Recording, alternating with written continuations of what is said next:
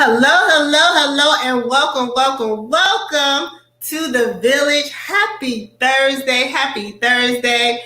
Welcome, guys. Listen, I want to know, is your school's culture toxic because of your leadership? Yep, I asked the question. I'll ask it again. Is your school's culture toxic because of your leadership? Well, we're going to talk about it today, because I have two awesome guests with me, and we're going to talk about school culture. Welcome to the village. I am Dr. Roz Gaskins, CEO and founder of the Village Leadership Group, LLC. Welcome, guys. Listen, I have two amazing educators with us today to talk about school culture. You want to grab your pen and your pad. You know, that's what I always say, because I want you to hear what our guests have to say today. Listen, Principal Taylor and Dr. Houston are two amazing entrepreneurs, authors, and school leaders, and they're going to tell us about what school culture, because what it's based on your leadership. And I'm not talking just to the administrators. No. We're talking to the teachers too. Right? That's right. So welcome to the village. Welcome, guys. Welcome. Thank you, Dr. Roz. So listen, people want to talk about school culture, and I know what you're saying. Well, it's all based on the principal. No. Nope. No. That's what we want to say, but that's not the case. So, Principal Taylor and Dr. Houston, can one of y'all define school culture for us? Let's just start with the definition. Like, what is it? I'm going to defer to Tammy, since that was her chapter and her title for her summit presentation. She did a fabulous job explaining that. Thank you, Sheka, very much. But I don't mind, because culture is something that I am doing a lot of work with. And it is something that I've done a lot of research on. So if we were going to define culture in layman's terms, it would simply be the way we do things around here. It's just the way we conduct business. Awesome. And so listen, we want to always blame, if anything goes wrong in the school, if there's anything negative, we want to start from the top and say that it's the principal's fault. But we have to share the responsibility, because again, school culture is, like you said, the way we do things. So that's what we're going to talk about, guys. Based on our leadership as teachers and administrators, we need to really be reflective, look in the mirror and say, is my school's culture toxic because of me, because of my leadership? And what can we do to turn our culture around? Okay, so that's what we're going to talk about, guys. So again, grab your pen and paper, okay? So listen, Principal Taylor, and you talked about school culture. I actually watched one of your presentations, and I was taking notes for real.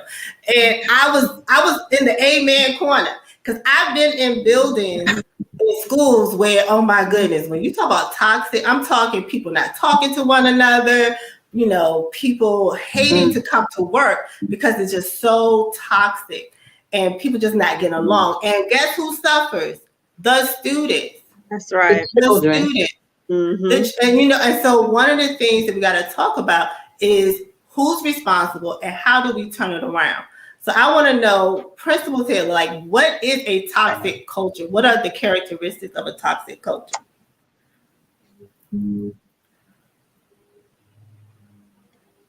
I'm sorry, would you repeat your question, Dr. Roz? I'm sorry. I was wondering, like, what are some of the characteristics of a toxic culture? When you talk about, when people say, oh, the school culture is toxic, what does that look like? What are some of the characteristics? Yeah. So in a school where you see that, and it's very obvious that there's no clear vision, no purpose or rhyme or reason for the way that things get done in the school. In a toxic culture, you see teachers who are publicly humiliating kids. They don't mind disrespecting the children. And in return, you see children who disrespect the adults in the building because the culture that has been created there is so toxic that respect is not one of those pillars that is built upon the way that things are done. In a toxic culture, you see where kids are blamed for their lack of success instead of trying to figure out what it is we can do to meet their needs. And the norm is inaction. There isn't a whole lot of proactivity in that climate. It's the reaction to something usually that negative has happened. And honestly, in the thing that is most pervasive in a toxic culture is that sense of drama. There's always something going on that is unrelated to the data that the school needs to be paying attention to. It's unrelated to student achievement. And because of that drama and chaos and that sense of disruption that's happening, there is no ability to focus on what really is important, the thing that matters the most. And you said that before, that's making sure that the children are learning and teachers are teaching. So those are some of the characteristics of a toxic culture, but there are so many more, because those characteristics, and you said you heard a presentation.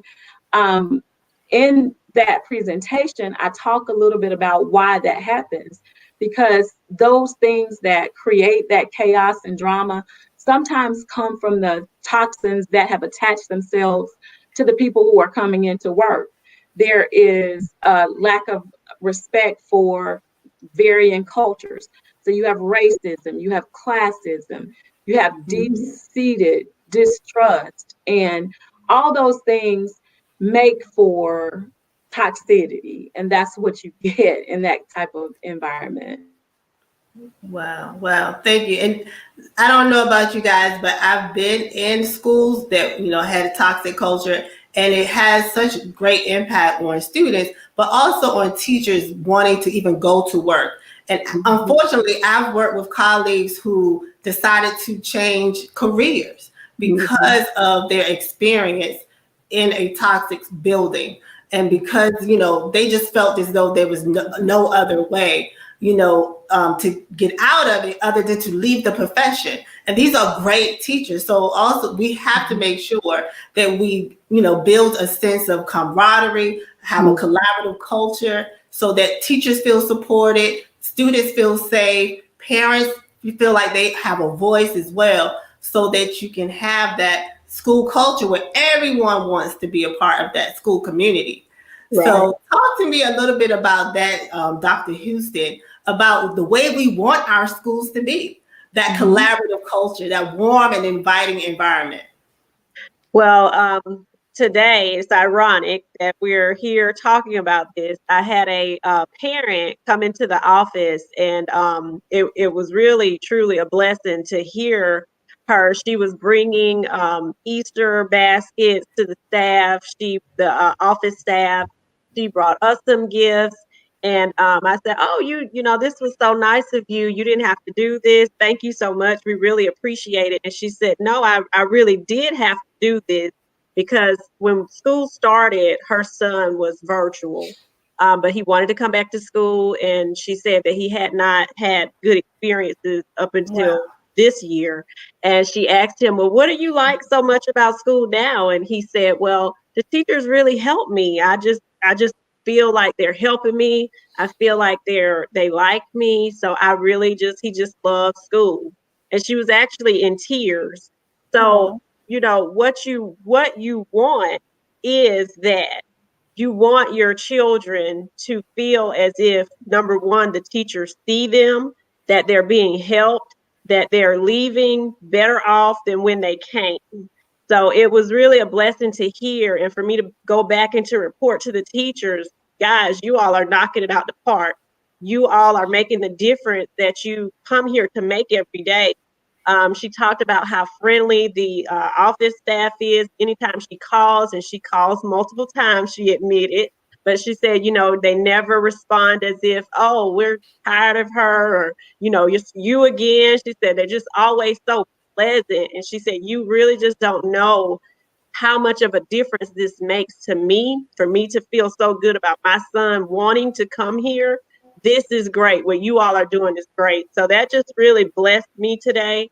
I was able to bless my staff with, you know, that good report. But that's what you want. You want what you're doing to be noticed, not only, you know, by people in the community, by the teachers, the parents, the students. You want everything to be working cohesively for what you're there to do. Awesome. Awesome. And congratulations to you and your staff and your school community. Yeah, Awesome. absolutely. Thank you. That's awesome. You know, look, I want to add, Dr. Ross, if you don't mind, I'm sorry. I just want to make sure when you think about the toxicity that can exist, and Sheka kind of mentioned this, because when you're able to present to the public, to the community, to parents, to whomever is looking from the outside in, that there's a team that is working together, and yes. that piece we stress, that is collaboration. And that honestly is why we built a collaboration framework, because if you have that team spirit within your building and the camaraderie that you mentioned before, Dr. Oz, that really does exude itself out into the community, so that others can see that we have the best interests of our kids at heart and in mind. And because we do have that as our center, we are able to function at a high level, and we're able to get kids what they need, just because we know what our roles are. And everybody doesn't have the same role on the team, but we know that I have to pull my weight in order for you to do what you need to do. And if we're all doing that, then that appreciation that I have for what you do and the appreciation you have for what I do adds to the climate that we create in the building, so that we can have a culture that's healthy and trusting and supportive, because that is what we want. Exactly. And if I could add one more thing to what Tammy is saying, Dr. Roz, you know, we're talking about what this is and what it's not. And I don't want people to think that not having a toxic culture, or that your culture is going well, doesn't mean that every day is going to be sunny and rosy. Right. You're going to have some bad days.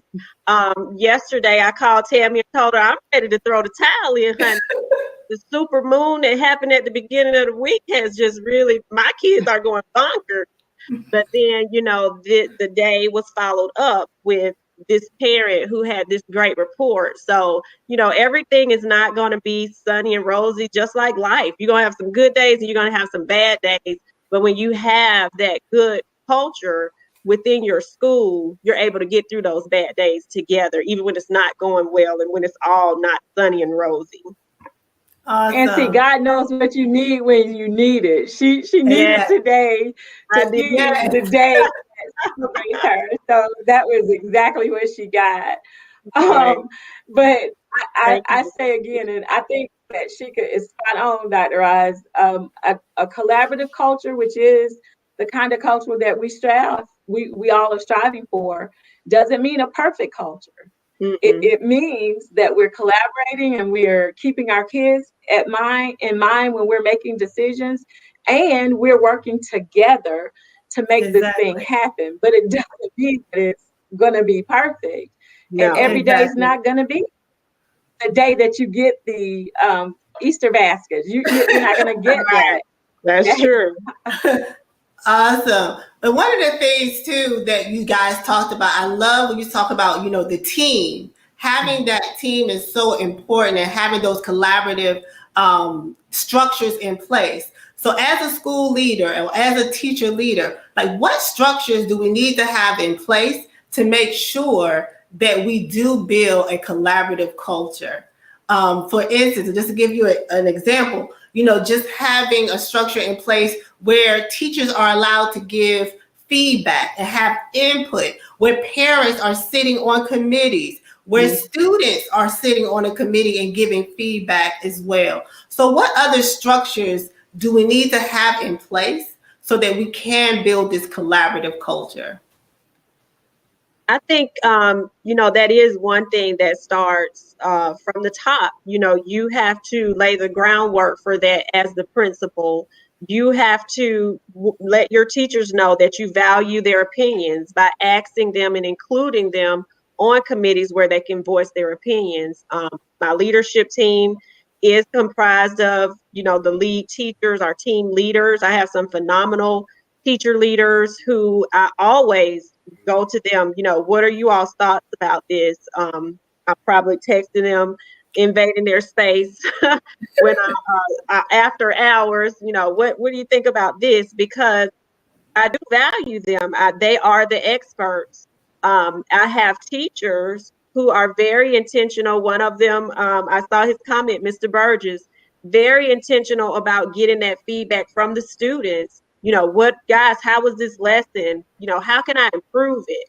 It has to be that entire process where we all value each other. And like Tammy said, that respect is there for one another. Because when you have that, the groundwork is laid.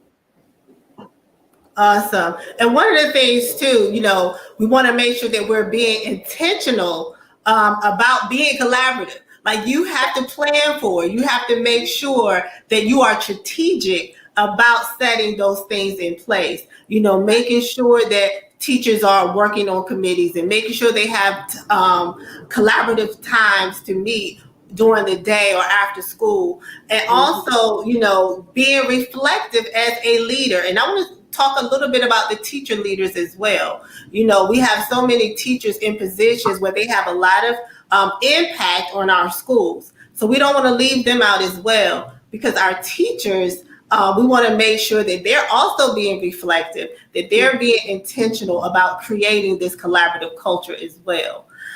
So talk a little bit about how teachers play a huge role on creating this collaborative culture. So I can just share with you, and it's very interrelated to what Sheka was sharing a moment ago. When you have the type culture in your school where you have a level of trust and respect that exists within, and I'm not just talking about with my instructional leadership team.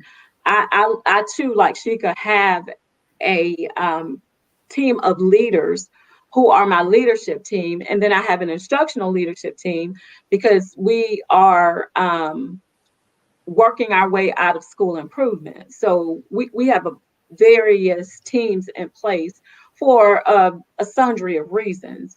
But even teachers who don't represent on one of those teams can come to me, and they are comfortable coming to me with any idea that they might have about what they think would make the school better. They share those things in their committees, of course, but they don't mind coming to me with questions, or they don't mind coming and saying, Ms. Taylor, did you think about this? Or I know that you told us that we were going to finish the semester with a plan for our next semester, but would you mind if we broke it down into quarters? Can we do it by quarter just in case we have to change things? They don't mind asking me questions about something that I have put in place as an expectation. And they don't mind if it's something that they might disagree with me on that is going to happen because I think it's the right thing to do for the school, but they don't have a problem expressing to me what their thoughts are. And I think when you create that type of space, teachers don't hesitate to step up and walk into leadership opportunities, whether it's a title or if it's a quiet way of leading as a teacher. They don't mind being a part of the solution. And that's what they say. That's a part of what we do at our school. You need to be a part of the solution. We Love are it. solution oriented. So whenever there is an issue or whatever, I don't have a problem. You can come to me with anything that we need to talk about. I love it. But at the end of this, you need to be sharing with me now, what are we going to do about it? Because that's the way we have to have our forward movement. Because if not, you get stuck in that, well, woe is me, or that whole mentality of doom and gloom. And that's just not healthy in a culture where you're trying to breed excellence and your goal is success. And I'll give you an example. One of my teachers, and she's a first year teacher, came to the office and sat down, and she said, Miss Taylor, I know this is very petty. And I guess this just makes me a petty person. But I just have to ask. And so she went for it. She her question was, I noticed that you put all three of the other first year teachers on a team for training, and I wasn't included. Was Oh, there a reason that I was left off? And I said, there is a reason that you were left off. And so we talked it through. You were left off because you asked me not to put you on any more committees till you finish your degree. And she said, oh, I did say that. My point here is she didn't mind coming to me, as petty as she thought that was, because she knew that that was a way that I can be approached. And I think that that has become the norm because they don't fear me retaliating or love it. holding something against them. And that's what I say when you encourage your teachers who are stepping into leadership roles, whether they are aspiring administrators or if they are just going to be strong, solid lead teachers in their buildings. I say that that is a great place to start. Sheka talked about top down. Be there to support the work that the administrator in your building is trying to do. Be a listening ear for the administration and be a voice for the teachers so that that Awesome. communication is always open so that good things can happen. Yes, yes. You said so much right there. I'm about to start saying amen again. And Dr. Raj, she said that her school is trying to move out of school improvement, but the first year that they were in school improvement, their report card grade went up to good in 1 year. South Carolina Wow. hadn't caught up to the plate about getting us off the list, but she's definitely off. Congratulations, Principal Taylor. Well, thank you. And I And we say know it's because of is your right. leadership. Definitely. She's done the same exact thing. And the leadership is important. I agree. I think that you're right, but I think that having the right people to be on that team to make sure that you're moving the school in the direction that you want it to go in is very crucial. So it is very important to have teachers who don't mind stepping into leadership roles because you need that. And you need all hands on deck to really truly impact the school and make the students the focus of what you're doing. Awesome, awesome. So I want to move into a little bit about your story because you guys have success, and I know it didn't happen like that. So I want to hear a little bit about your leadership journey. I tell people all the time, leadership is a journey. You don't just arrive and say, "Look, I made it." You're continuously learning and growing and learning, what not to do. So tell us a little bit about your leadership journey. How did you get here? You got, your entrepreneurs now, authors. So let's go all the way back to when you were teachers and teacher leaders. Just tell us a little bit. Well, I came to the teaching profession through the alternative route. I went through a PACE program. I was actually a realtor and in the mortgage industry. But after I conducted a workshop for my sorority, it was just something that really gave me a lot more fulfillment than what I was doing. So I decided to become a teacher. My background was business, so I was teaching the business education classes. And one of my assistant principals, she said, "You really, are over a lot of committees." She was putting me over things. Her and the principal, we see a lot of leadership capabilities in you. Why don't you become an assistant principal? And I said, no, I'm really fine where I am. I like the children and the adult part. You all can have that. I'm fine where I am. So she sent me to a leadership training for teachers at the State Department. And it was there that, one of the people talked about when you see things that can be improved and you're not doing anything about it and you're just talking about it, then you're a part of the problem. So that's when I decided, maybe I will, look into going into leadership. And I did. I completed my internship there, became an assistant principal there. And 8 years later, I became the principal at the school. But you're right, it is a journey. I've had, lots of teachers turn over at the school once I became principal, but now I think we definitely have the right team in place because my teachers are phenomenal. I will put them up against anybody. And I tell them all the time, sometimes I'm intense about things because I do talk $1 million worth of trash about what my teachers can do and what I know they can do and what they're doing because I just really think that they're that awesome. And they do a phenomenal job with our students. I know Tammy's biased about her school too, but my teachers work really hard to grow our students, and I know that they have their best interest at heart. Awesome. Principal Taylor. And see, I think it's enough love for everybody. She has great teachers. I think I have the greatest teachers. So I do not try to rain on Sheka's shine and her parade when she talks about her teachers, because I think they are great teachers. Mm-hmm. And I think that's because she's a great cultivator. But I can never say enough about the kind of staff that I have, because I sometimes am in awe myself of why I am so fortunate to have such a strong, powerful group of people who are a team to move that school forward, which is what it needed. And I believe that it's divinely appointed. The people who need to be there are the people who are there. And like Sheka, I did not start my career out as going to be a teacher. I was working in corporate banking and was completely happy with what I was doing, and ended up taking a course at my university with a friend who introduced me to Education 180, and have been on this journey ever since, because it was just as she could kind of alluded to, I think what was meant to be.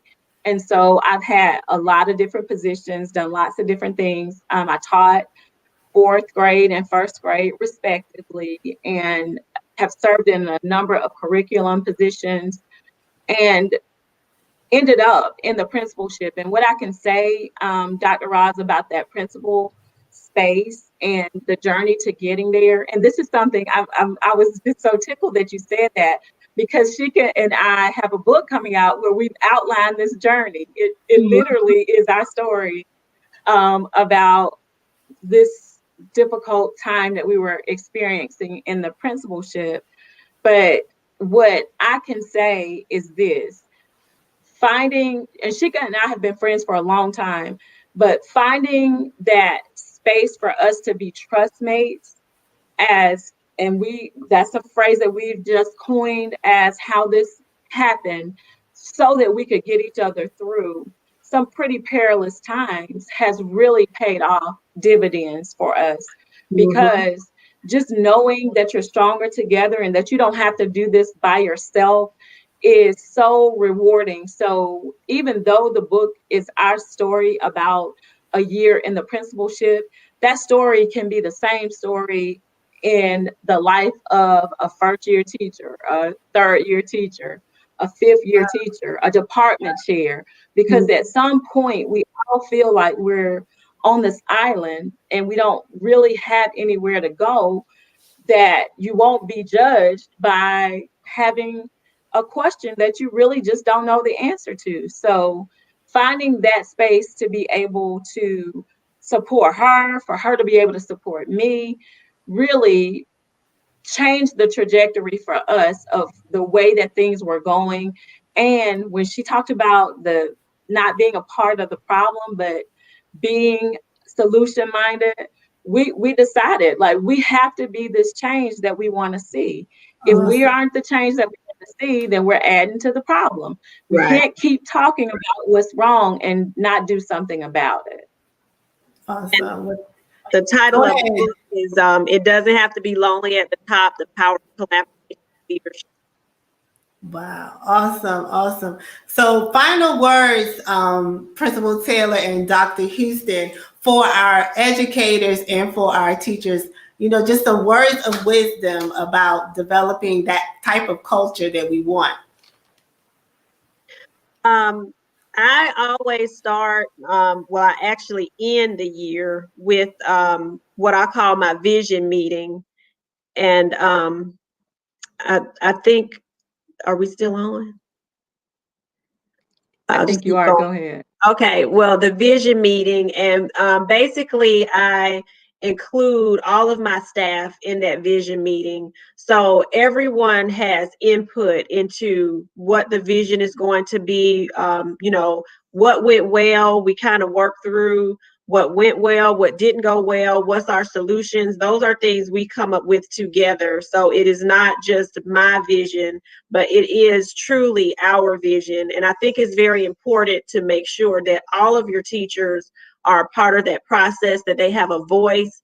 And when you do that work together, now when you're, laying that information down and talking to your students, everyone is on the same page, everyone is on one accord, and the messaging is not disjointed, and you're able to fulfill that vision together as we call ourselves a family at CMS.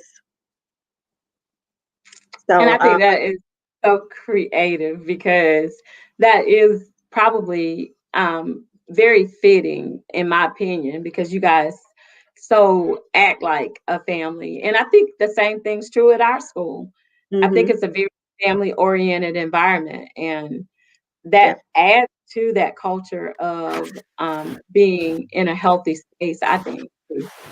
And I guess if I were going to offer some last words, Dr. Roz, I would say, as a leader, and this can be any type leader, but as a leader, you have to be okay with yourself enough to be willing to relinquish some of the control that you feel like you have to have in order for things to just be perfect. Because that was an issue for me when I first started. I wanted things to be just so, because that's just how I am. This is how I want it, and this is what has to happen. So I'll just do it. I'll do it because I know how I want it. I'll do it. But when I learned how to relinquish control and to recognize that there were people there to help me get the work done, and for me to be able to transfer some of that responsibility, empower other people to potentially create opportunities for them to learn and to grow and to develop as leaders and be their best selves, then I feel like if we can wrap our minds around that, then we will create better spaces in our schools. Awesome. Awesome. Dr. Houston, were you going to say something? Yes, and also our business that we have is Create and Educate LLC. We provide literary or literacy events based around books that we're working with authors. We work with authors who provide culturally relevant literacy for children, because literacy is one of the things that we are very big proponents of. It's something that helped change the trajectory for our students at our schools. It helped us to improve. So visit our website. You can get some more information about that. You can also purchase our book, The Women Who Lead Anthology, where both of us are contributing authors. And by purchasing the book from the website, you will also get the free professional development that goes along with each of the chapters. And there were some phenomenal chapters and presentations. I'm not talking about myself. I'm talking about all the other ladies who presented. They were truly awesome. I mean, wealth of information. They were awesome. And shout out to Principal Hurt and Principal Howard I saw on here. They are definitely great principals that we also collaborate with as well. So you guys heard it. Collaboration is key. Collaboration is key. So that's why you guys are here, because if you want to be a great leader, you need to learn from the best. So that's why I invited you guys here, because I wanted to learn from the best, and you guys are doing amazing work. So I salute you guys. Thank you. Your schools are better because of your leadership and because of your staff doing what they have to do for the students. And I love it. So congratulations to you. And thank you again for joining the village. Oh, thank you. Thank you so much for having us. Yes, you keep up the great work too, Dr. Ross. What you have been doing is phenomenal, bringing great conversations around leadership and helping aspiring leaders and current leaders. So kudos to you as well. And thank you for thank you. Absolutely. And happy anniversary. We're excited for you. Thank you so much. Now, y'all stay right there, Dr. Houston and Principal Taylor. I want to chat with you guys. Thank you so much for joining the village. Guys, listen, don't worry. They have joined the village, so we're going to see them again, because the Village Leadership Group is about bringing people together. You heard from our guest today. It's all about collaboration, and that's what the village is all about. We have a twofold mission. Number one, we want to make sure that great leaders come together to learn and to grow. We want to provide opportunities for you to meet great leaders so that you can take notes and learn from them, okay? Iron sharpens iron, and we want to collaborate and network and learn from one another. And then secondly, we want to make sure that our teacher leaders give the correct training and coaching support so that they can be the greatest teachers and the best leaders in the building, okay? So again, join the village. What are you waiting for? Okay, join the village. And you can follow us on Facebook and Instagram at the Village LG. Again, follow us on Facebook and Instagram at the Village LG.